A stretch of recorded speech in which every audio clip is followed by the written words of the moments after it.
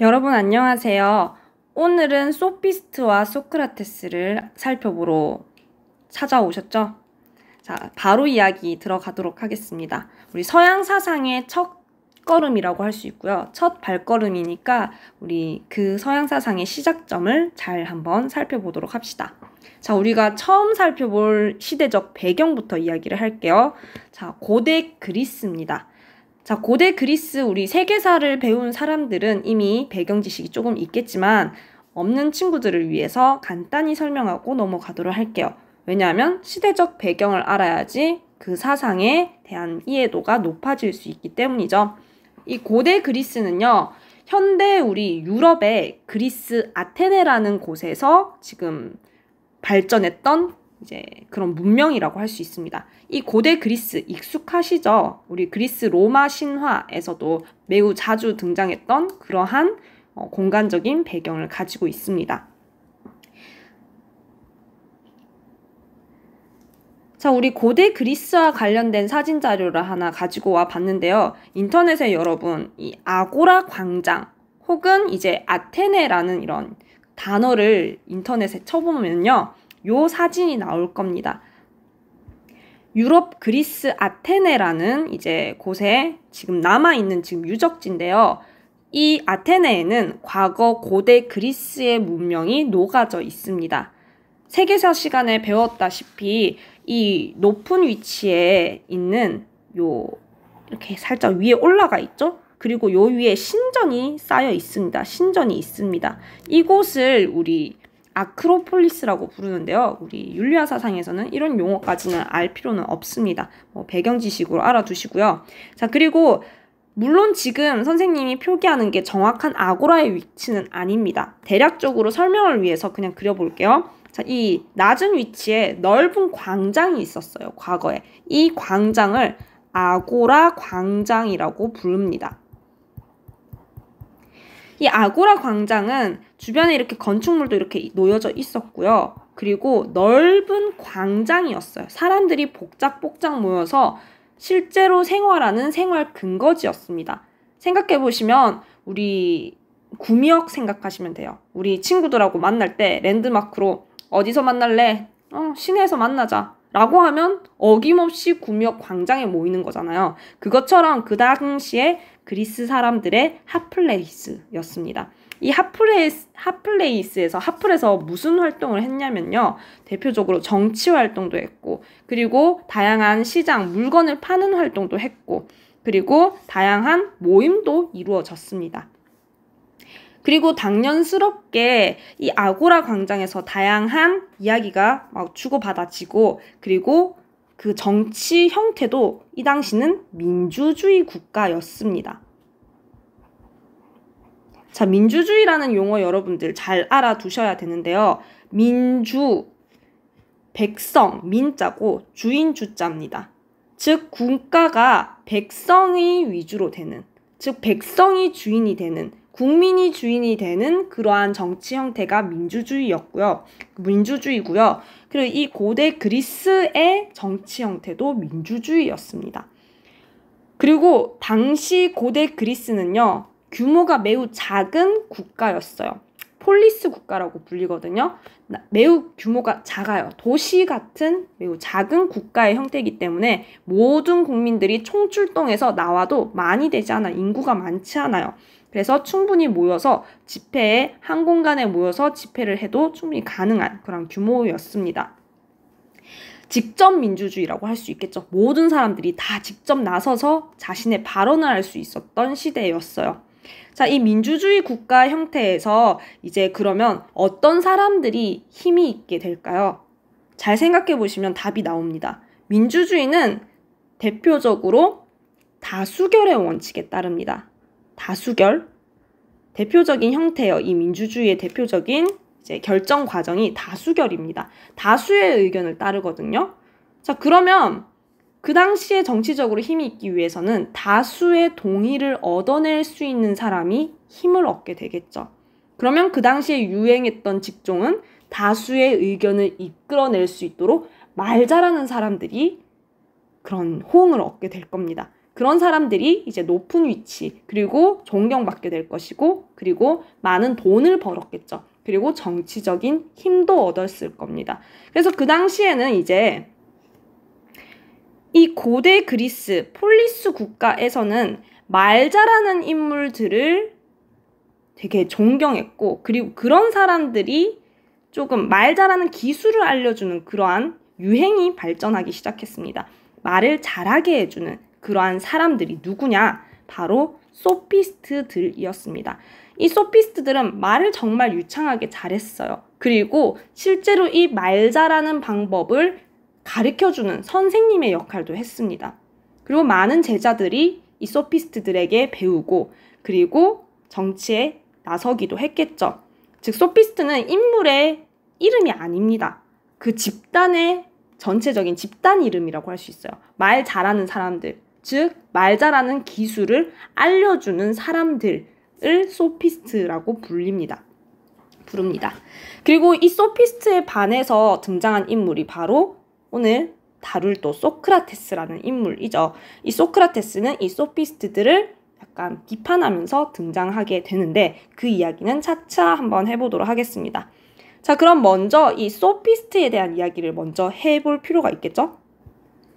자, 이 소피스트는요, 단어 그대로의 뜻을 설명을 해보자면, 우리 교과서에서도 그때 만났듯이 말을 알려주는 사람들인데, 이걸 악용해서 궤변가라는 뜻으로 쓰일 때도 있다고 합니다. 말을 요리조리 그냥 자기 입맛대로 사용하는 경우가 있었거든요. 즉 오늘은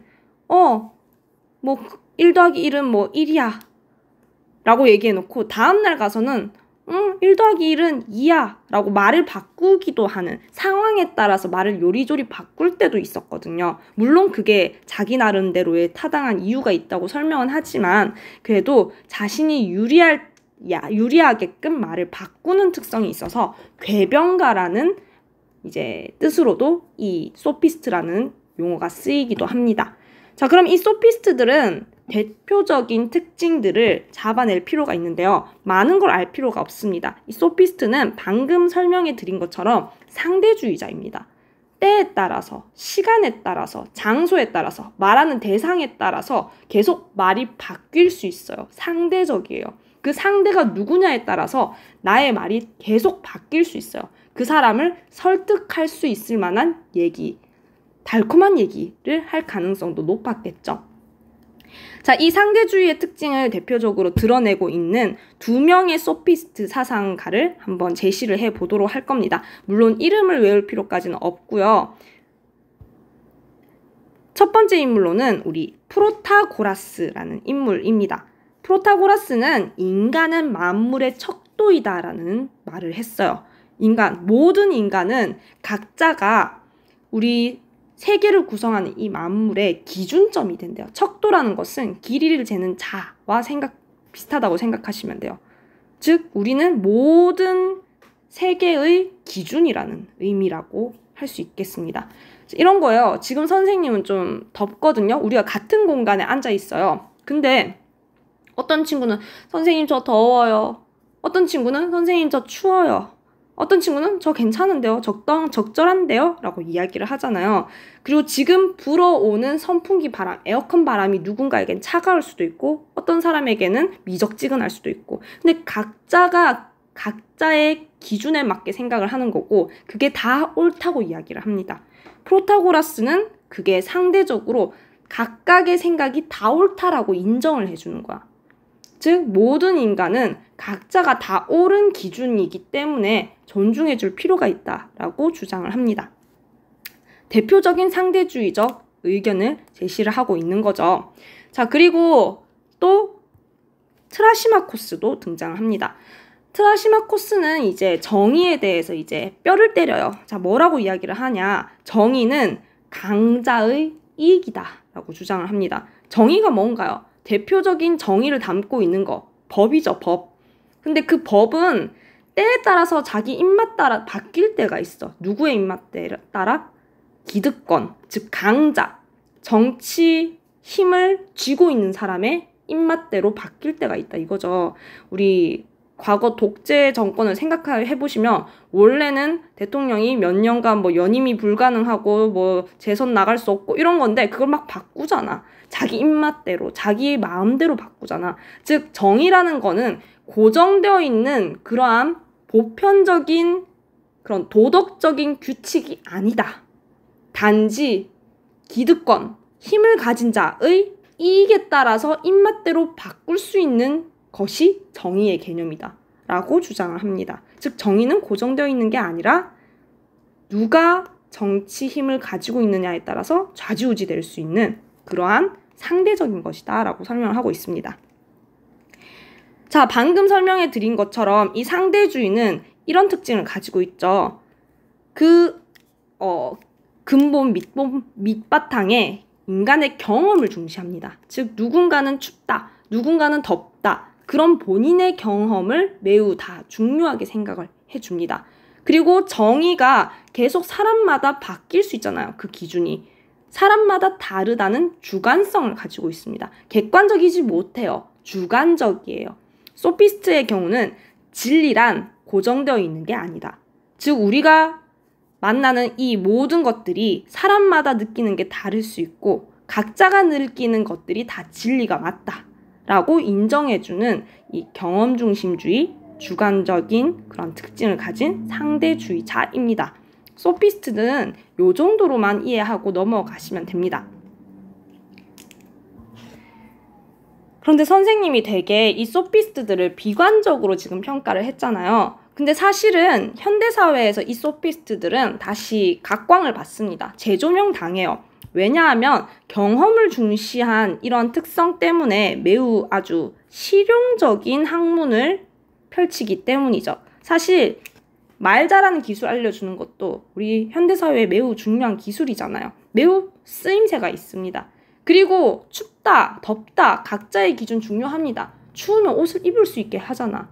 누군가는 이제 더우면 이제 선풍기를 더 틀 수 있는 거잖아. 매우 실용적이에요. 자, 요런 점에서 소피스트의 특징도 기억을 해둘 필요가 있겠죠. 하지만 우리가 다음 배울 인물인 소크라테스 이야기를 하려면 이 소피스트를 비판하고 들어가야 됩니다. 이제 소크라테스 보러 갈게요. 자, 우리 이 소피스트의 오늘 내일 다른 이런 왔다 갔다 하는 이런 궤변론이 마음에 안 들었던 이 소피스트를 비판한 소크라테스를 한번 살펴보도록 하겠습니다. 이 소크라테스는 당연히 소피스트들과는 다른 노선을 가게 되겠죠. 즉 보편주의자입니다. 이 사람은. 아까 우리 소피스트의 경우는 상대주의자였잖아요. 사람에 따라, 시대에 따라, 그리고 상황에 따라 달라질 수 있다라고 얘기를 하는데 아니다. 다 똑같이 보편화되어 있는 기준이 있다.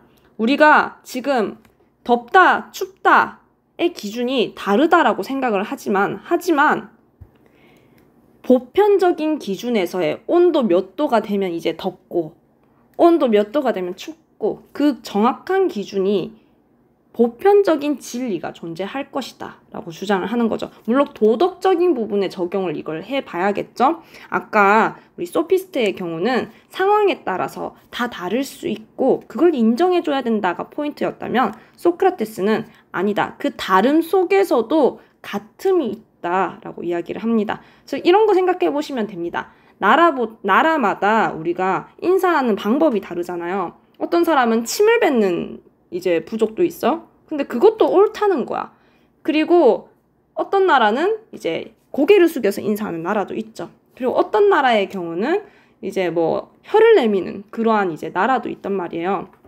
근데 이 소피스트들은 각자의 상대성에 초점을 맞췄다면 이 소크라테스의 경우는 그 안에 숨어 있는 그 보편적인 진리를 찾고자 했습니다. 즉 모든 인사에는 다른 사람에 대한 존경, 존중 이런 감정들이 들어있지 않느냐. 즉 보편적인 진리가 존재한다라고 이야기를 합니다. 모든 사람들이 동의할 수 있을 만한 기준이 존재한다. 근데 그 보편적인 진리의 기준은 어디로부터 나올까? 바로 우리의 생각, 이성에서부터 나온다. 경험은 늘 바뀐다. 오늘 다르고 내일 다르다. 그 경험에서 우리가 찾아내려고 한다는 것은 오늘 다르고 내일 다르기 때문에 믿을 수가 없다. 고정되어 있는 우리의 생각의 능력, 이성의 능력을 활용을 해야 된다라고 주장을 합니다. 사실 우리 몸이 안 좋으면 어떤 날은 덥고 똑같은 온도인데 어떤 날은 덥고 어떤 날은 춥잖아요. 그건 믿을 만한 게 못 된다는 거예요. 이성의 능력으로 파악을 해야 된다는 거예요. 자, 그러면 이 소크라테스의 대표적인 이제 유명한 말도 한번 살펴보러 가야겠죠. 자, 소크라테스는 이렇게 생겼습니다. 자, 이 소크라테스 이렇게 생기셨어요. 들창코의 인물이 매우 못생긴 편이었다고 이야기를 합니다. 자, 이 소크라테스는 이런 말을, 유명한 말을 남기죠. 너 자신을 알라라는 이야기를 남겼죠. 자, 여기에서 우리가 알아야 되는 것은 우리 방금 전에 설명을 했듯이 이성중심주의자예요. 이 소크라테스의 경우는 알라라는 말을 했다는 게 포인트입니다. 알래, 우리 보고. 알으래.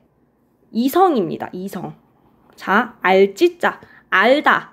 우리 뭔가를 알기 위해서는 지혜가 필요하고 이성의 능력이 필요하죠. 즉 이성주의자라는 걸 기억을 하시면서 우리가 이 소크라테스의 사상을 한번 살펴보러 갈게요. 자, 먼저 소크라테스의 첫 번째 키워드 등장합니다. 뭐냐? 이 알라라는 용어입니다.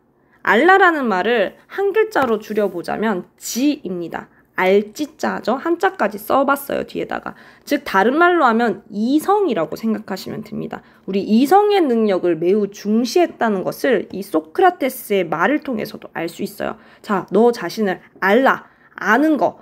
알을 중요하게 생각합니다. 지, 알과 관련되어 있어요. 알. 혹은 이성의 능력이라고 생각하시면 됩니다. 자, 근데 이 소크라테스의 이 알은 매우 중요한 요소죠. 왜냐하면 보편적인 진리를 알기 위한 수단이잖아. 근데 이 소크라테스는 이런 얘기를 합니다. 네가 만약에 제대로 알잖아? 그러면 행동도 할 수 있다? 행동. 행이라고도 부릅니다. 행동. 동사는 지울게요. 행까지만 쓸게요. 너는 안다면 행할 수 있게 될 거야. 그래서 지행 합의를 주장합니다. 안다면 행동으로 이어지게 될 것이다. 지행합일. 자, 이 용어는 익숙해져야 됩니다. 자, 이런 거야. 내가 쓰레기를 버리면 안 돼. 알잖아. 그러면 반드시 걔는 안 버리고 그거를 들고 다닐 거래. 만약에 그 아이가 버려. 쓰레기 버리잖아? 그럼 걔는 제대로 모르는 거야. 무지한 거야. 우리 지자의 반대말. 무지인 거야. 걔는 무지한 거야. 자, 그러면 이 사람은 행동을 끊임없이 제대로 알고 있는 사람은 좋은 행동을 끊임없이 계속 하겠죠?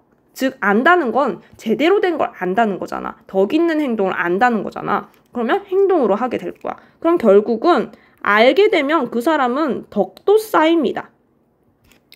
덕 있는 사람이 될 거야. 참고로 이 서양 사상에서의 이 덕의 개념은 뭐냐면 훌륭한 거야, 훌륭한 거. 훌륭함입니다, 훌륭함.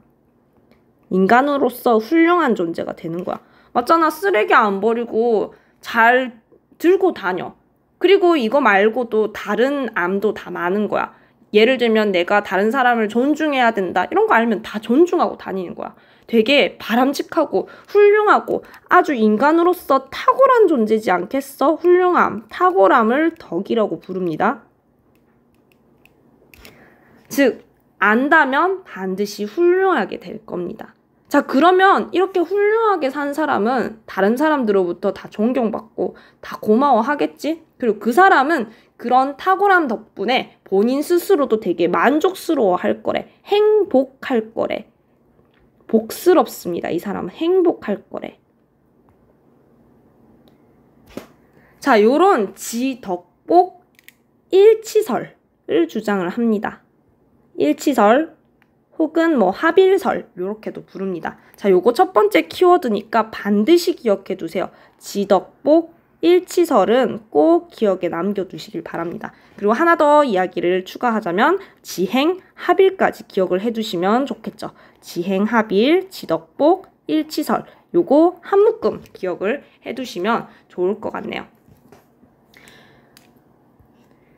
자, 그러면 여기에서 의문점이 하나 듭니다. 그럼 도대체 이 알을 어떻게 얻어내는 걸까요? 이 아는 방법은 도대체 뭘까요? 그거에 대한 이야기를 한번 꺼내봐야겠죠? 아는 방법에 대해서 이야기를 해볼게요. 알을 얻는 방법.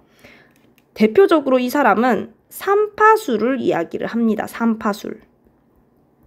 삼파가 뭔지 아나요? 아는가요? 삼파는 우리 임산부 있죠. 임산부. 우리 출산하는 이제 임산부가 있어요.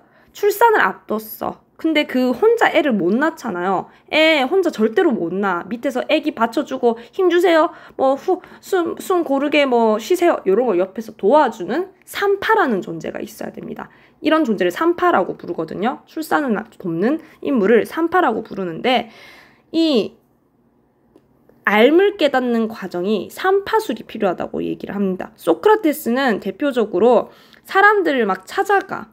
그리고 질문을 던집니다. 자, 질문을 던져요. 문답법이라고 할게요. 질문을 던져요.